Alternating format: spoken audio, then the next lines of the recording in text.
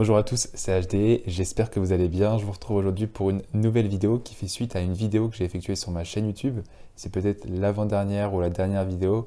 Bref, c'est une vidéo dans laquelle je parle du fait que j'ai récemment commencé une nouvelle expérience dans le private equity, dans un fonds de private equity.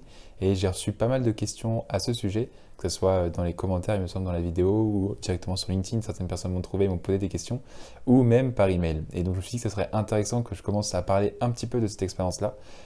Et cette vidéo est dédiée justement au thème du private equity. Et plus particulièrement, je vais vous présenter les 5 principales missions que j'effectue dans mon expérience donc actuelle dans le private equity. Et cette vidéo fait suite un petit peu, enfin bref, c'est un parallèle de la vidéo que j'ai effectuée au sujet du M&A, mes principales missions dans le M&A, qui s'affichera quelque part par là. Mais bref, et je vais essayer justement de comparer un petit peu les missions que j'effectuais quand j'étais en M&A à celles que j'effectue actuellement dans Private Equity, car vous allez voir que certaines des missions que je vais citer aujourd'hui sont, on va dire, similaires à celles que j'ai effectuées dans le M&A, mais sont prises d'un point de vue un petit peu différent. La première mission dont je vais vous parler aujourd'hui, c'est la préparation de présentation pour le comité d'investissement du fonds d'investissement pour lequel je travaille. Alors, je vais, pour les personnes qui ne sont pas forcément très d'initiés à ce milieu-là, mais qui sont intéressés par ce milieu-là, en fait, comment ça marche un fonds d'investissement? Donc, vous allez avoir des opportunités. Donc, chaque fonds d'investissement investit dans des actifs, que ce soit des sociétés, des biens immobiliers, etc. Et pour pouvoir avoir l'approbation d'investir dans un actif, il y a un comité d'investissement qui va donner son aval ou non pour investir dans une opportunité. Donc concrètement, comment ça se passe? En fait, vous allez avoir sûrement, enfin, dans la plupart des cas, un banquier d'affaires qui va vous contacter, qui va vous dire qu'il y a une opportunité sur le marché d'investir dans tel actif.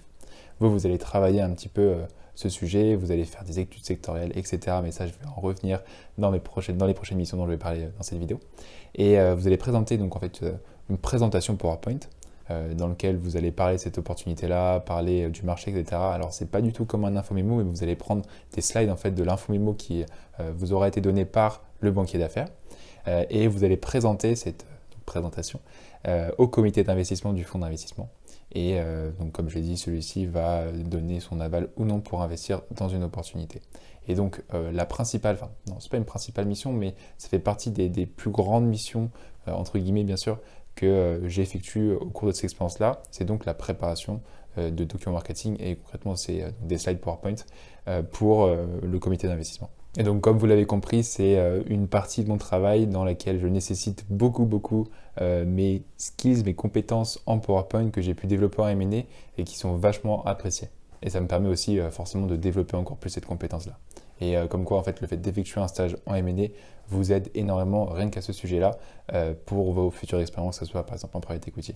Et j'effectue juste une toute petite parenthèse dans cette première mission-là de préparation de documents marketing pour le comité d'investissement pour vous dire que c'était assez, on va dire, frustrant car en fait on reçoit beaucoup d'infos-mémos. Donc pour les personnes qui ne savent pas ce que c'est que l'information mémorandum, c'est en gros un document marketing très exhaustif qui décrit une société, un actif, etc. Et bref, nous, donc, dans le fonds d'investissement dans lequel je travaille et globalement dans tous les fonds d'investissement, on en reçoit vraiment beaucoup. Et on passe très peu de temps comparé au temps que j'ai pu passer dans mon expérience à m'amener à construire ce document-là. Et ce qui rend justement mes heures passées sur l'info-mémo, je me dis, mais est-ce que c'était vraiment rentable? Bon, finalement, c'est super important de bien décrire la société, etc. Mais bref, c'est une petite parenthèse pour vous dire que le fait d'avoir ces deux côtés-là, ce côté investisseur, où vous recevez, où vous revoyez, entre guillemets, sinon le travail du banquier d'affaires, ça vous permet d'avoir vraiment un point de vue différent sur ce que j'effectuais en M&A et pouvoir prendre un peu de la perspective. La seconde mission dont je vais vous parler aujourd'hui, là je pense que ça fait vraiment partie de mes principales missions. Bon, en vrai, comme la première et comme les 5 dont je vais énoncer, mais celle-ci particulièrement, c'est le fait d'effectuer des recherches sectorielles, donc en fait des études de marché. Comme je l'ai dit, on reçoit vraiment beaucoup d'infos-mémos, et donc, que ce soit dans plein de secteurs différents, et forcément, bon, il y a des personnes dans l'équipe dans laquelle je travaille qui sont spécialisées dans un secteur, mais on ne peut pas être spécialisé dans tous les secteurs qui existent, c'est vraiment impossible. Et donc, souvent ces personnes-là, les plus seniors, vont me demander d'effectuer une petite note sur le marché de tel secteur, enfin sur tel marché plutôt. Et donc voilà, j'ai passé pas mal de temps à essayer de comprendre le marché, comprendre son dynamisme, ses sous-jacents, voir s'il est positif ou négatif, etc. etc. Et c'est vraiment super intéressant, même si, bon, à force d'avoir lu des centaines d'études, parfois c'est un petit peu rébarbatif, mais globalement c'est vraiment super intéressant d'un point de vue personnel parce qu'on apprend plein de choses, et aussi d'un point de vue professionnel parce que ça permet de résumer plein d'informations en une petite note Word ou une petite présentation PowerPoint. La troisième mission dont je vais vous parler aujourd'hui, c'est le fait de faire la revue des business plans qui sont envoyés par les opportunités, en fait, par les sociétés qui nous intéressent vraiment, dans lesquelles en fait, on veut investir. Donc ce qui se passe, c'est que on reçoit généralement de la documentation marketing sur la société, donc qui met en avant un peu la société, qui peut mettre en avant ses résultats financiers, etc. etc. Et à la suite de ça, généralement, on reçoit un business plan, donc en fait les projections de cette société, comment elle pense qu'elle va construire sa stratégie afin d'atteindre X millions, X milliards d'euros de chiffre d'affaires d'ici 2026 par exemple. Mais bref, donc tout ça, on va recevoir un fichier Excel avec toutes les hypothèses qui auront été prises en fait par justement les vendeurs, que ce soit les banquiers d'affaires. Généralement c'est la société et le banquier d'affaires, enfin la banque d'affaires qui vont travailler ensemble afin de réfléchir un peu au business plan, etc., etc. Et bref, nous, on va recevoir ces business plans, revoir les hypothèses qui auront été prises, les challenger un petit peu. Généralement, on les challenge même beaucoup, beaucoup, beaucoup, en fonction justement des sous-jacents du marché, en fonction vraiment de la société et aussi en fonction des calls que l'on peut effectuer en fait avec des experts de ce marché. Et là, c'est quand même pas mal de PowerPoint parce qu'il faut comprendre un peu comment le business plan a été créé et il faut en fait se créer son propre business plan à partir des hypothèses qui ont été prises, à partir justement des hypothèses revues qui auront été challengées. La quatrième mission dont je vais vous parler aujourd'hui, c'est lié à la valorisation de société. Alors, globalement, c'est peut-être un point qui est, que j'effectue un peu moins dans mon stage de private equity que dans mon stage de M&A.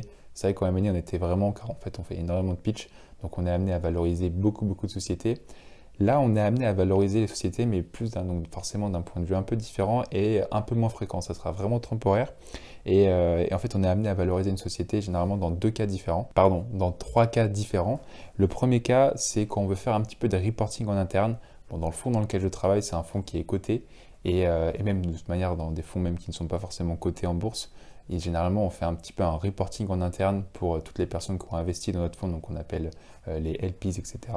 En fait, ces personnes-là, on leur dit, bon voilà, écoutez, la performance de cette année, c'est tant, on essaie de valoriser nos actifs et on a fait une plus-value ou alors une moins-value de temps, bien sûr latente parce qu'on n'aura pas vendu ces actifs-là, mais bref, donc on effectue pas mal de valorisation pour du reporting en interne. Et donc là, bon, je pense que vous l'avez compris, mais c'est de la valorisation des participations du fonds, donc en fait des sociétés dans lesquelles le fonds a investi. Le second moment où en fait on va effectuer des tâches un petit peu de valorisation, ça va être dans une phase d'acquisition d'une société. Donc on va pas forcément dès le début, même si on va peut-être on va dire faire une tâche, un exercice de valorisation peut-être au début d'un processus d'acquisition d'une société, parce que on va en faire, mais peut-être on va dire des choses très très simplifiées. Donc ça va être prendre juste des comparables boursiers ou deux ou trois transactions afin d'avoir une idée globale de la valorisation de la société.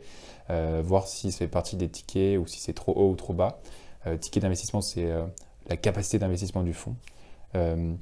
Et bref, donc voilà, si je reviens un petit peu à mon point, on va faire une tâche de valorisation un peu primaire dans un premier temps au début d'un processus d'acquisition d'une société. Et là, si on décide vraiment d'aller plus loin dans ce processus d'acquisition, on va vraiment effectuer des exercices de valorisation beaucoup plus poussés.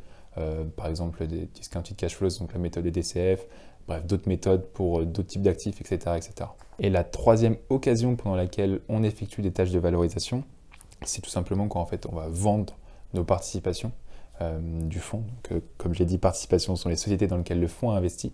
Et là, en fait, on sera forcément dans la plupart des cas, bon, sauf si on est un petit fonds. Alors, par petit, je ne dénigre pas du tout le fonds, mais dans la plupart des cas, en fait, quand un fonds va vendre une société, il va être conseillé par un banquier d'affaires. Plus la société est grosse, plus le nombre de banquiers d'affaires sera important. Il peut y avoir plusieurs banques ou alors boutiques qui nous conseillent dans la vente d'une participation. Donc là, on peut être amené en interne afin de se donner pareil toujours une sorte d'avis un peu sur la valorisation de la société. On peut être amené à effectuer des exercices de valorisation, même si dans une grande partie des cas, ce genre d'exercice-là, ça sera donné en fait aux personnes qui vont nous conseiller. Et le cinquième et dernier type de mission dont je voulais vous parler justement aujourd'hui, c'est vraiment, c'est assez rare, enfin beaucoup moins fréquent que les quatre autres dont je viens de vous parler, mais je pense que ça fait vraiment partie des missions les plus intéressantes quand on travaille dans le private equity, car on l'a pas forcément quand on est en M&A, enfin du moins quand on est stagiaire en M&A. Là, ça va être vraiment de la réflexion en fait sur la stratégie de participation des fonds d'investissement, du fonds pardon, pour lequel on travaille. Et donc ça va être tout simplement en fait, pour peu que la participation ne croit pas à la hauteur que l'on espérait, ou alors tout simplement qu'elle croit à la hauteur qu'on espérait, et donc il faut revoir un petit peu la stratégie de la société, et ben là on peut être amené à soit donner son avis, bon en tant que stagiaire ce sera un peu plus compliqué, mais toujours réfléchir avec les personnes de notre équipe à la stratégie, voir ce que l'on peut implanter de nouveau, etc. Pour ma part, ça m'est déjà arrivé, alors que j'ai commencé il n'y a pas très longtemps, mais juste qu'on me demande mon avis en fait sur telle ou telle stratégie, car j'étais quelqu'un qui était targeté par la stratégie qui voulait être utilisée par la société dans laquelle on avait investi. Mais bref, et donc c'est toujours intéressant justement de suivre ces discussions-là, même si, comme je vous l'ai dit, on ne participe pas dans tous les cas, mais de suivre un petit peu les discussions de personnes qui ont énormément d'expérience, et il y a beaucoup à apprendre. Voilà, c'est déjà la fin de cette vidéo. J'espère que celle-ci vous aura plu et vous aura permis d'apprendre certaines choses sur le private equity. Bon, c'est ma première vidéo sur le private equity, mais comme je vous l'ai dit, comme c'est vraiment quelque chose qui est très intéressant et qui a l'air de vous intéresser, je compte peut-être en faire plusieurs. Donc dites-le moi en commentaire s'il y a un point qui peut vous intéresser, que vous souhaitez que je traite pour une de mes prochaines vidéos. Et sinon, de toute manière, je comptais en traiter plusieurs justement pour mes prochaines vidéos. Mais bref, si la vidéo vous a plu, n'hésitez pas à la liker, à vous abonner à ma chaîne YouTube, ça me ferait vraiment super plaisir. Et je vous dis à très bientôt pour de nouvelles vidéos.